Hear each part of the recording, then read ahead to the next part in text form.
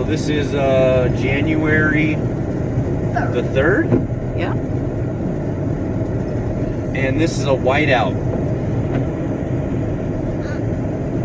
We have seen a wrecked vehicle on a tow truck.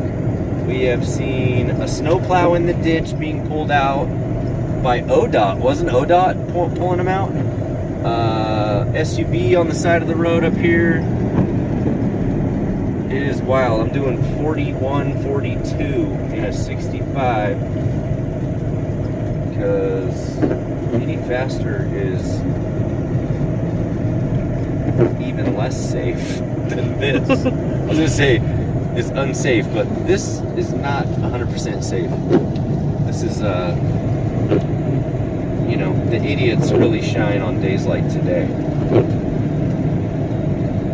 So